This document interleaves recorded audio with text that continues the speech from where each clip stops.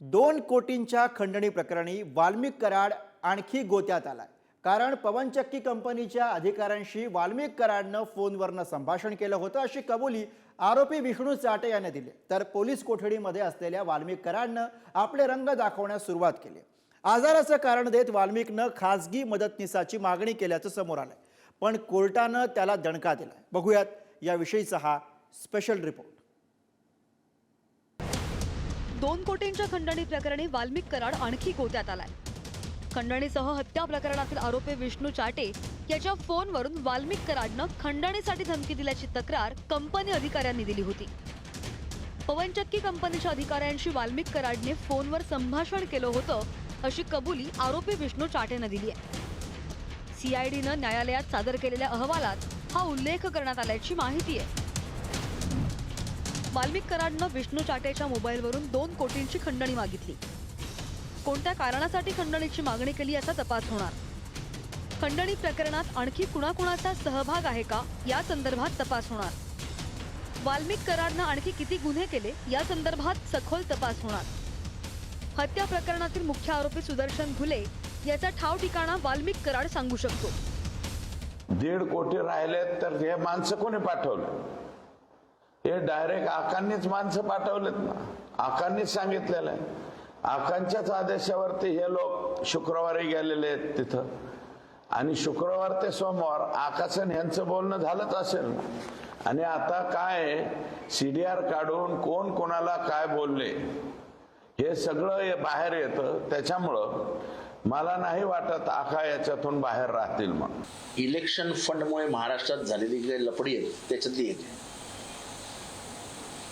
संतोष देशमुख प्रकरण बीडचं जे आहे ते इलेक्शन फंडावरनं ती 2 कोटीची जी वसुली आहे ती इलेक्शन फंडाची वसुली आहे। पोलीस कोठडीत असलेल्या वाल्मिक कराडनं आपले रंग दाखवायला सुरुवात केली आहे। आजाराचं कारण देत वाल्मिकनं खासगी मदतनीसांची मागणी केल्याचं समोर आलंय। त्यासाठी त्यानं न्यायालयात धाव घेत अर्जही केला होता। मात्र कोर्टानं वाल्मिक कराडला दणका देत शासकीय सुविधाच वापरण्याचे निर्देश दिलेत। स्लीप एनपिया या नावाचा आजार असल्याचा वाल्मिक कराडचा दावा। ऑक्सिजन मशीन दररोज लावण्याची गरज असं कराडनं म्हटलंय। स्लीप एनपिया या आजारामध्ये ऑटो सीपॅप हे मशीन झोपताना लावण्यात येतं। त्यासाठी एक खासगी मदतनीस आपल्याला देण्यात यावा अशी विनंती त्याने केली आहे। खासगी मदतनीस देण्याची मागणी केस कोर्टानं फेटाळून लावली।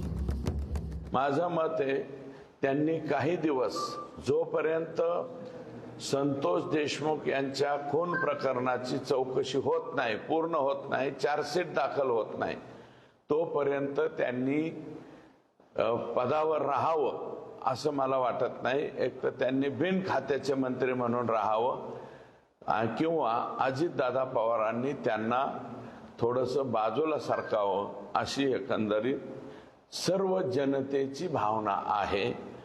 आदरणीय पवार साहेब जेव्हा मुख्यमंत्री होते आणि जेव्हा त्यांच्या टीम्सवर आरोप झाले तेव्हा त्या काळामध्ये त्या मंत्र्यांनी नैतिक जबाबदारी म्हणून कशाला लांब कशाला जायचं। काँग्रेसमध्ये जेव्हा अशोक चव्हाणांवर आरोप झाले तेव्हा अशोकरावांनी पण राजीनामा दिलाच होता ना। त्याच्यामुळे ती मॉरॅलिटी आता माननीय मुख्यमंत्री आणि त्यांच्या पक्षाच्या लोकांनी योग्य तो निर्णय घ्यावा। बीड पोलीस स्थानकामध्ये अचानक 5 पलंग कसे आलं असा सवाल उपस्थित केला जातोय।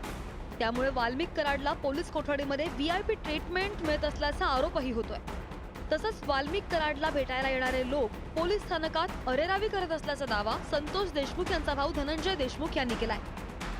त्या पार्श्वभूमीवर संतोष हत्या प्रकरणाचा खटला बाहेरच्या राज्यात चालवा अशी मागणी सुद्धा बीडचे खासदार बजरंग सोनवणे यांनी केली।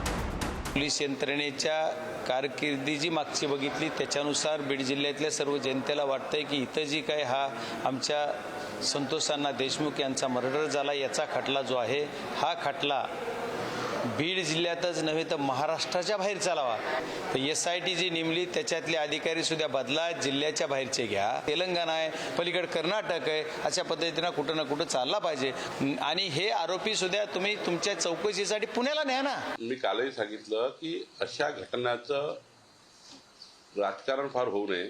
हे मान्य आहे की फार गंभीर घटना आहे, न पटणारी आहे, बट घटना झाल्यानंतर महाराष्ट्र सरकारने ज्या पद्धतीने काम केलं देवेंद्रजींनी आणि त्या घटनेमध्ये इतक्या खोलपर्यंत गेल्या देवेंद्रजी की ते सोडणार नाही कोणाला.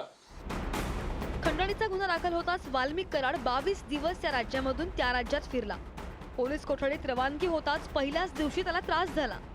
दुसऱ्या दिवशी बीड शहर पोलीस स्थानकात 5 पलंग आणि बेड सुद्धा आणण्यात आले. आता तिसऱ्या दिवशी कराडनं खासगी मदतनीस हवाय अशी मागणी केली. त्यामुळे हा निव्वळ योगायोग आहे का की आणखी काही आहे असे प्रश्न सध्या उपस्थित होत आहेत. उदय नागरगोजे, पुढारी न्यूज, बीड.